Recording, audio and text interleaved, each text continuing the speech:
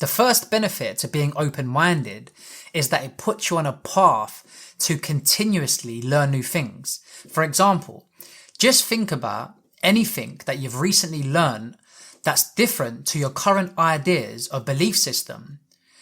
Without having an open mind, how would you be able to learn that new thing? Now, in my opinion, you can't, because when you're closed-minded, you're not willing to have your ideas or beliefs or opinions challenged. So it's hard to make progress because you're stuck in one way of thinking, just one perspective, one viewpoint. And that doesn't really get you anywhere.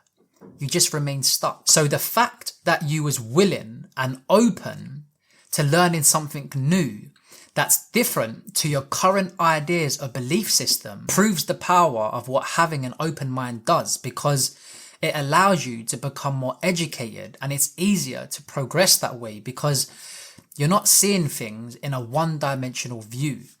You're open, you're willing to be challenged.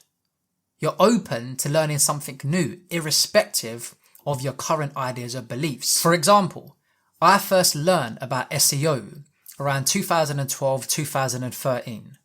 Now, even though I know a fair bit about SEO, I'm aware that there's still so much more to learn and continuously learn around the topic. And the only way I'm going to be able to learn more about the topic and continuously educate on myself is by keeping and remaining in a position of having an open mind. Because that's the only way you're going to be able to progress in life. And yeah, sometimes it's hard to learn new information when you have old beliefs or old knowledge that needs to be updated, because now you have to go through that cycle again. And it's not as easy as just replacing your old knowledge with new knowledge, because you have to go through that process of actually learning new information and then figuring that information out, then applying it so it can actually be embedded into your mind. Another example is I've been training and working out from quite a young age. So I've learned a fair bit, but that does not mean that I'm not aware that there's still so much more to learn. And I've most probably only touched the tip of the iceberg in terms of knowing training plans, diet, correct form, all that sort of stuff. There's mostly so much more that I can learn. So I'm constantly trying to learn new things from my own experience, my own personal experience, and also from other people who are on the same path of you, other people who are better than you, who have better results than you, learning from those people. Because you have to remember that we all work and function a little bit different.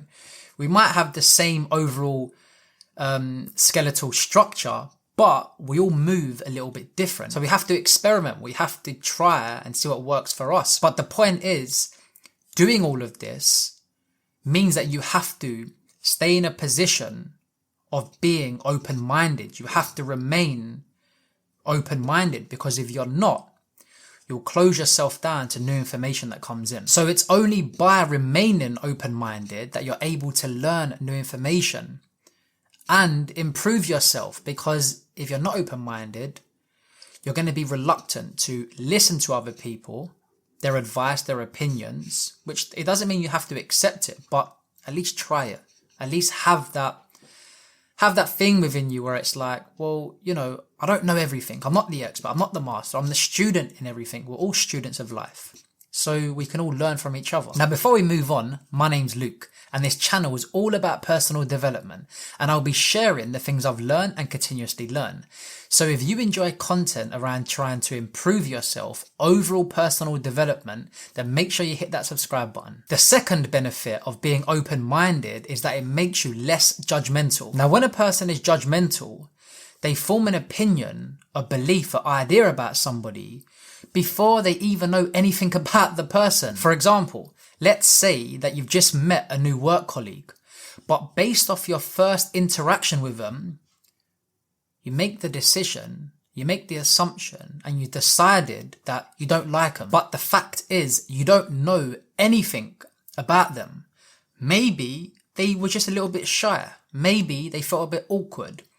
Or maybe it just takes them time to warm up to new people and new surroundings. Or maybe, just maybe, you judge them completely wrong. Now, being less judgmental not only makes your life easier because you spend less time forming opinions about people before you even know them, but it also teaches you how to become a better communicator.